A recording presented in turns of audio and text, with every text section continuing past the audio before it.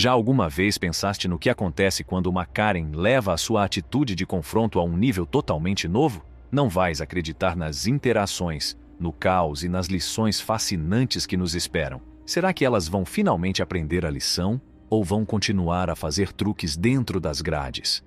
Junte-se a nós para ver se a justiça será feita ou se o caos se instalará. Brandon Spencer. Em 2014, Brandon Spencer foi condenado a uma pena de 40 anos à prisão perpétua por um tiroteio que feriu 4 pessoas numa festa de Halloween no campus da Universidade da Carolina do Sul, USC. Durante a sentença, Brandon ficou muito emocionado, batendo com a testa na secretária e gritando palavrões enquanto o juiz lia a sua condenação por 4 crimes. O seu advogado pediu clemência, salientando o seu emprego como segurança e as aspirações de frequentar a universidade. No entanto, a acusação retratou Brandon como membro de um gangue com um historial de violência, apresentando tweets como prova.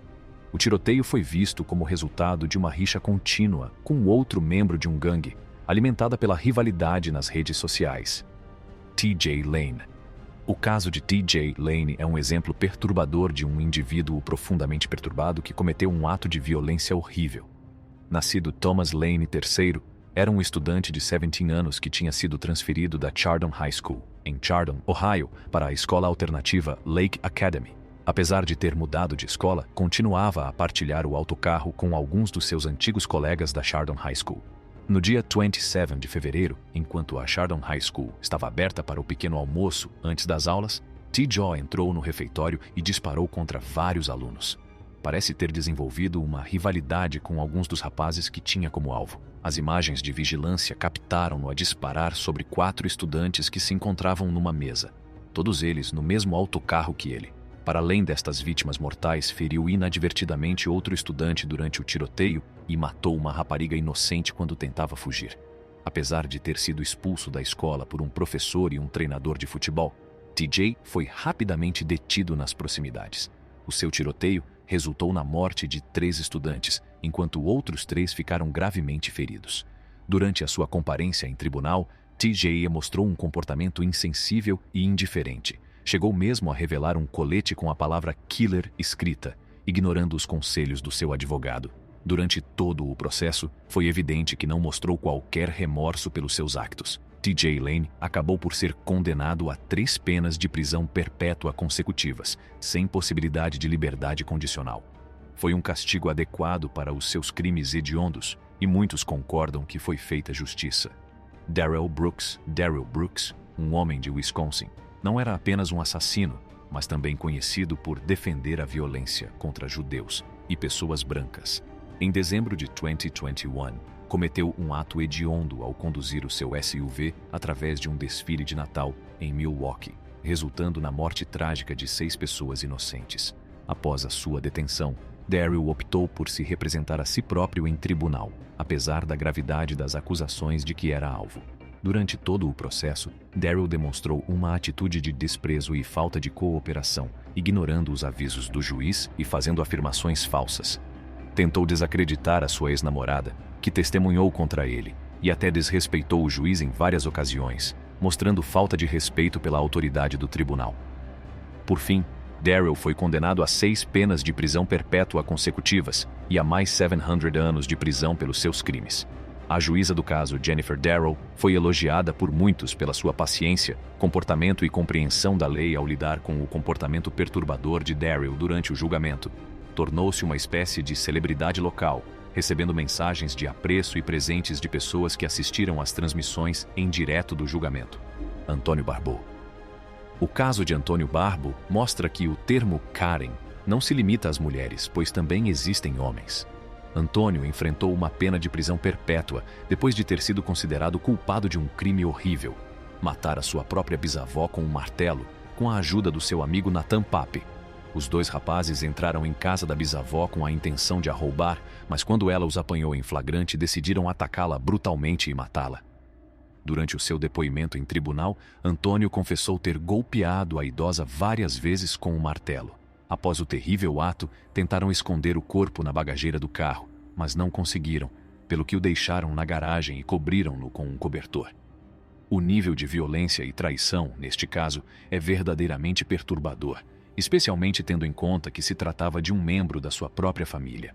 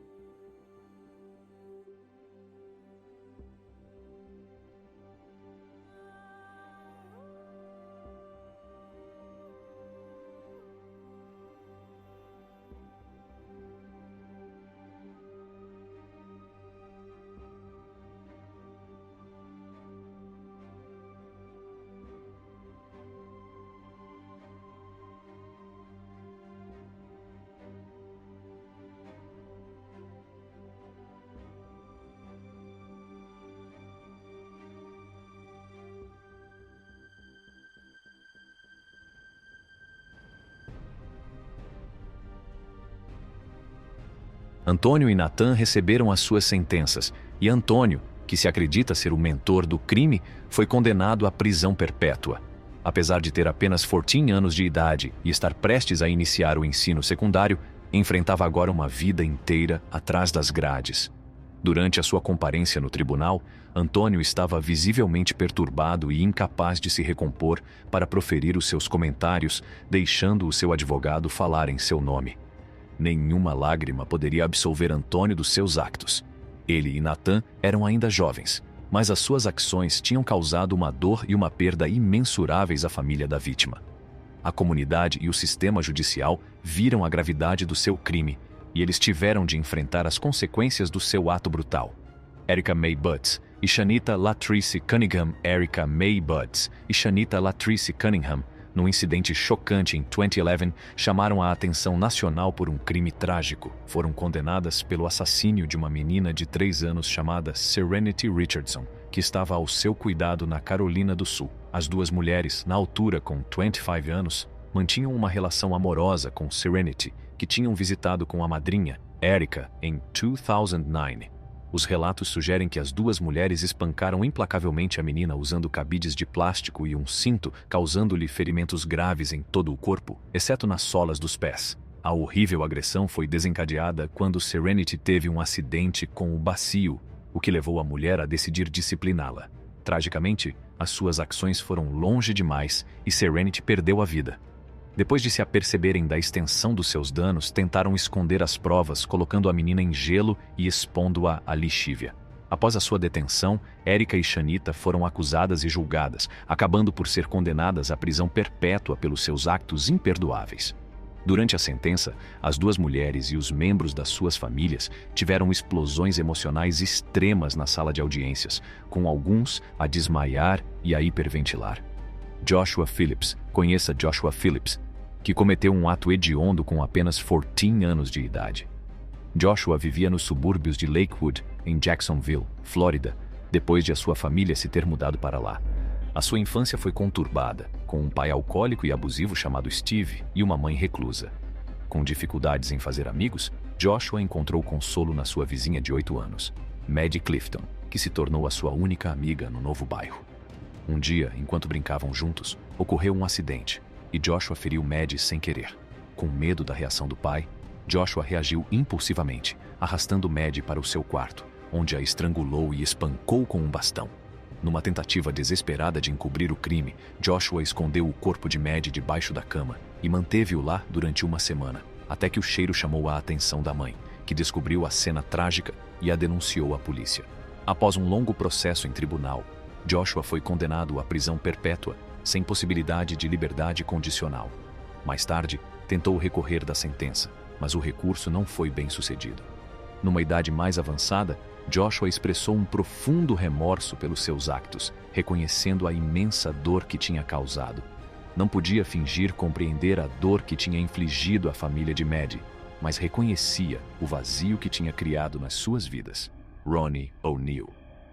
Em março de 2018, Ronnie O'Neill ganhou atenção nacional quando foi condenado pelo homicídio da sua então namorada, Kenyatta Barron, e da filha de ambos, Nevaeh O'Neill.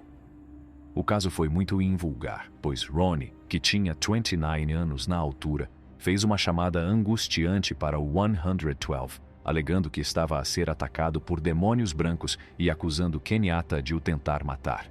Durante a chamada, admitiu, de forma chocante, ter matado Kenyatta. Quando a polícia chegou à sua residência, encontrou Kenyatta inconsciente no quintal e descobriu que Ronnie tinha atacado mortalmente a sua filha, Nevaeh, com um machado. Ronnie também disparou sobre o seu filho, Ronnie IV. Embora, felizmente, o rapaz tenha sobrevivido, mas ficou gravemente ferido. Durante o julgamento, Ronnie representou-se a si próprio, em vez de contratar um advogado, e o seu comportamento tornou-se errático e divagante, chegando mesmo a referir-se a Kenyatta e a OS e seus filhos como entidades demoníacas. Por fim, a tentativa de Ronnie de se defender e as suas ações peculiares não correram bem. Foi preso depois de resistir à polícia e acabou por ser condenado a 3 penas de prisão perpétua e a mais 90 anos de prisão pelos seus crimes. Foi um desfecho difícil para Ronnie, e os seus esforços para provar o seu valor só pareciam selar o seu destino.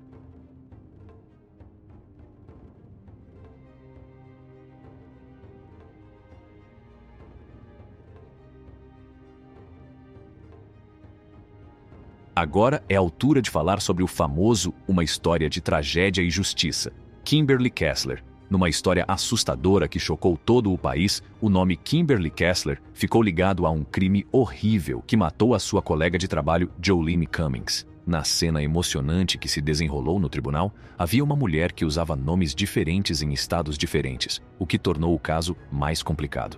Na primavera de 2018, Jolene Cummings, de 34 anos, desapareceu, o que provocou ondas de choque na vizinhança. Por muito que tentassem, não conseguiam encontrar o seu corpo. Havia um desejo de justiça, mas a sentença de morte não estava em cima da mesa. Em vez disso, Kessler recebeu uma sentença que a manteria na prisão para o resto da sua vida. O juiz deixou bem claro que Kessler não podia sair impune do que tinha feito.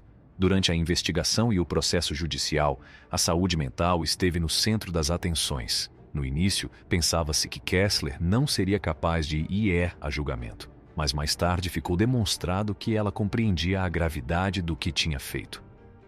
No entanto, durante o julgamento, recusou-se a participar, o que causou problemas que levaram a que fosse colocada numa sala diferente com uma ligação vídeo à sala de audiências. As ações de Kessler foram por um caminho preocupante. Segundo consta, era magra porque passava fome e as suas roupas em tribunal eram muito controversas. As suas chocantes demonstrações de desdém e falta de arrependimento foram talvez as mais perturbadoras. Ao praguejar contra o juiz e ao comportar-se de forma estranha e pouco higiênica, mostrou que a sua mente estava a piorar, o que chocou o pessoal da prisão. Apesar de tudo, a família e os amigos de Jolene Cummings conseguiram chegar a uma espécie de paz com o que aconteceu. Apesar de o seu corpo nunca ter sido encontrado, foi feita justiça.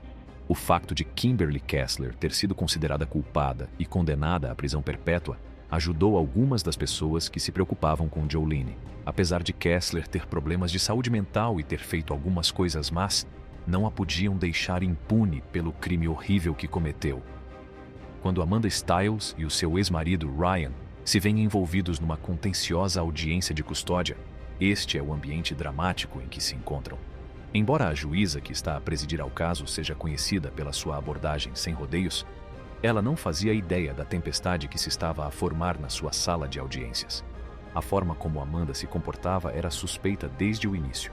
O seu evidente desrespeito pelo juiz e pelo tribunal, bem como as suas constantes interrupções, eram sinais de alerta para um conflito iminente.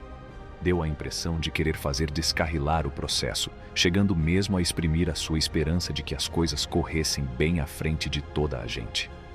Os seus esforços para contornar os regulamentos e obter um advogado designado pelo tribunal não fizeram mais do que alimentar as chamas da controvérsia. O comportamento perturbador de Amanda tornou-se muito mais grave depois de ter ignorado as admoestações do juiz, o que provocou mais pandemônio. Recusou-se a pagar um teste de despistagem de drogas e reconheceu abertamente ter consumido estupefacientes ilegais, apesar de ter afirmado que essas substâncias eram permitidas em algumas regiões.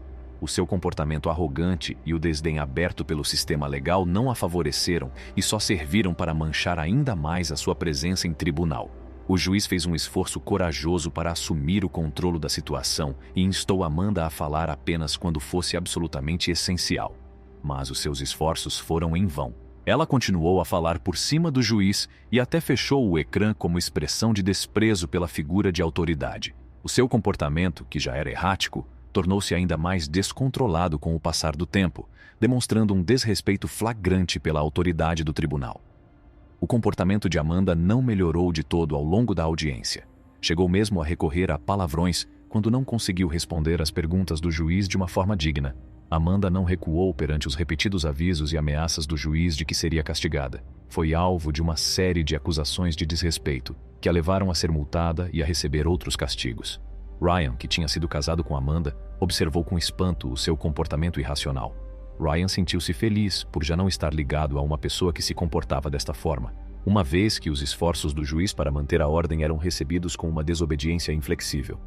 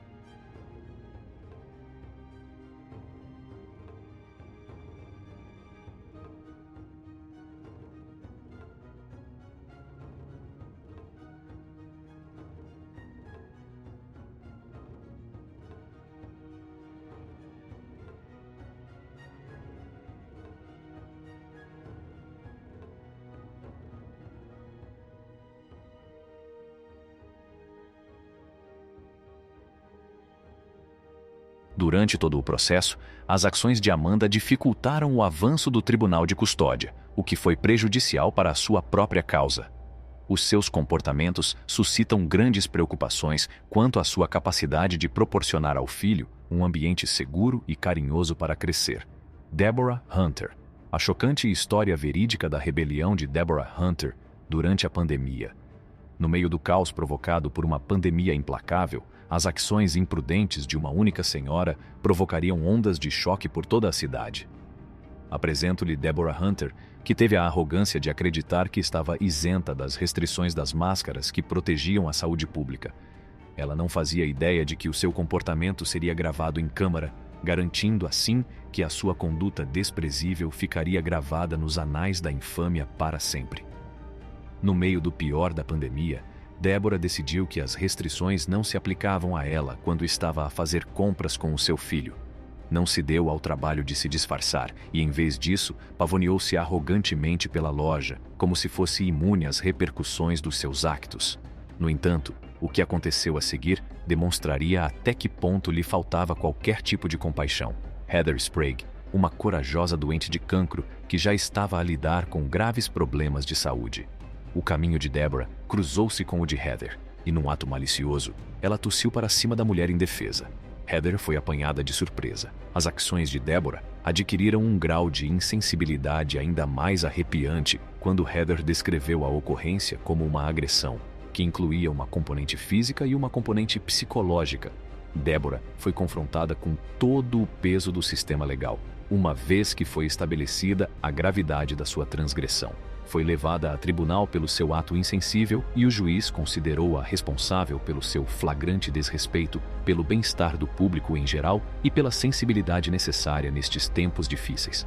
Foi condenada a 30 dias de prisão, o que constituiu uma resposta rápida e severa que enviou uma mensagem clara sobre a gravidade dos seus actos.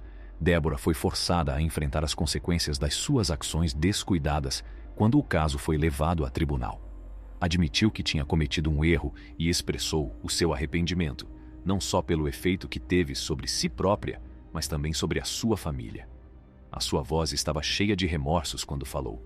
O impacto que teve nos seus filhos era evidente e ela admitiu que as suas ações tiveram um impacto significativo no seu futuro. Mesmo que as suas provas em tribunal mostrassem que ela tinha alguma compreensão do sofrimento que tinha causado, nunca seria suficiente para restaurar os danos que tinha causado a Heather Sprague ou a comunidade como um todo. Mesmo depois de Deborah ter pedido desculpa, a dor, a ansiedade e a angústia causadas pela sua conduta estúpida continuaram a ser sentidas por aqueles que foram afetados por ela. Penélope Soto. O caso de Penélope Soto, que se tornou viral por causa do confronto no tribunal que abalou a nação. Recuemos ao ano de 2013, quando uma discussão acesa no tribunal atraiu a atenção de pessoas de todo o mundo. Penélope Soto, cuja audiência de fiança num tribunal de Miami se transformou num espetáculo que se tornaria viral, esteve no centro das atenções durante toda a aprovação. Foi acusada de posse de estupefacientes, mas agiu como se o processo não passasse de uma brincadeira. No entanto, não fazia ideia das ramificações que lhe estavam reservadas. A atitude descontraída e desdenhosa de Penélope para com o juiz Jorge Rodrigues, quando este tentava avaliar a sua situação financeira, fez levantar as sobrancelhas. Penélope respondeu às questões colocadas pelo tribunal com uma atitude casual, agindo quase como se as questões não fossem importantes, apesar da gravidade da situação. No entanto, o juiz não gostou nada disso e disse-lhe, de uma forma dura, que a sala de audiências exigia respeito e decoro em todas as alturas. Depois disso, o tribunal começou a investigar o seu consumo de substâncias, numa tentativa de averiguar o seu estado mental durante as últimas 24 horas. Penélope negou veementemente qualquer consumo recente, mas o seu comportamento durante a conversa levantou sérias preocupações quanto à veracidade das suas afirmações. Como resposta decisiva e firme, o juiz Rodrigues, que é conhecido pelo seu estilo sem rodeios, aumentou a caução da arguida para $10 como um aviso severo sobre a importância de mostrar respeito. Depois de Penélope ter sido informada do aumento do montante da coima, a tensão na sala de audiências aumentou. Num acesso de raiva, ela gritou com o juiz e fez-lhe um sinal de reprovação à frente de toda a gente. Era impossível ignorar uma demonstração tão óbvia de desrespeito, pelo que o juiz Rodrigues tomou medidas imediatas e condenou a arguida a 30 dias de prisão.